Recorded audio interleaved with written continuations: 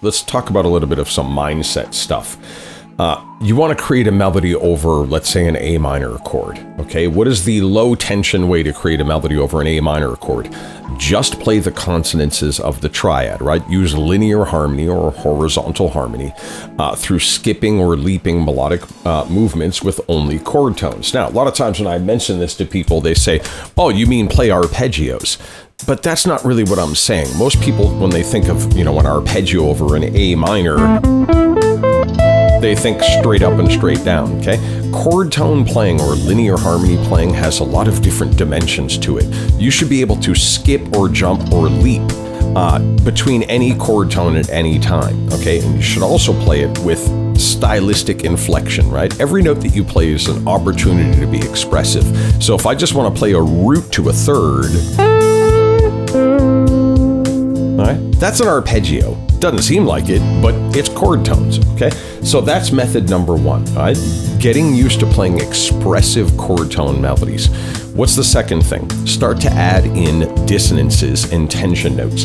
And the first way to do this is through what's called direct resolution or controlled dissonance, which is a fancy way of saying anytime you play a dissonant note, resolve it to the closest consonants you can find.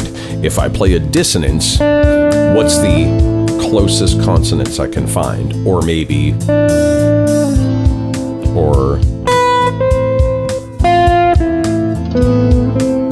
okay? So direct resolution is limiting your pitch movement to only stepwise tension resolution sounds.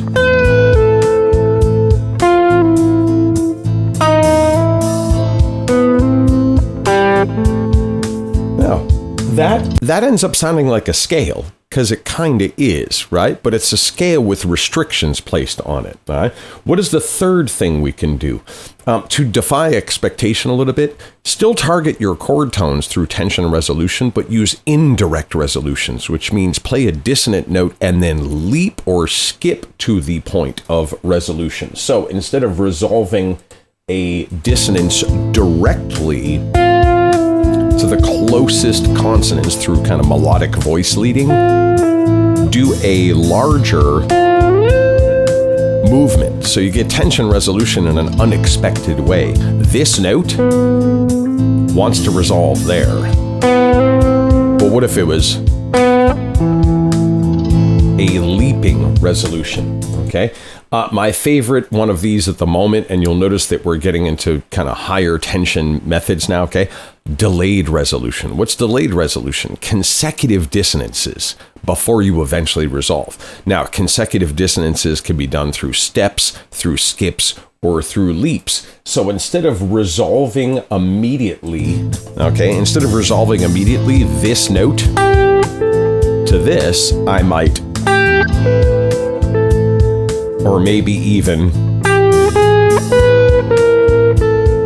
okay? Now, what is your threshold for consecutive dissonances? I don't know, but this is a great way to figure it out.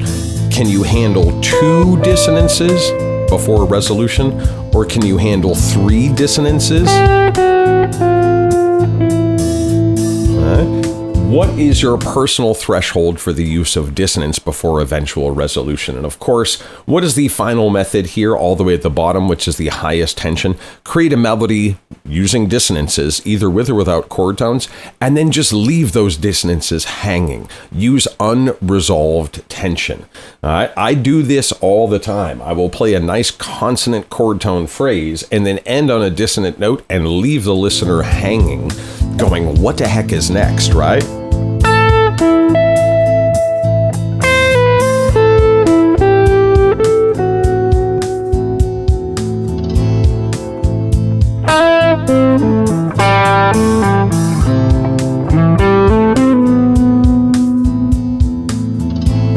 And you need to form very strong opinions about every dissonant note that you play. What does a 9 feel like? What does a 13 feel like? What does a flat 5 feel like? You need to have an emotional connection to every note you play. And most importantly, there's a rhythmic aspect to this, and there is a physical or articulation aspect to this.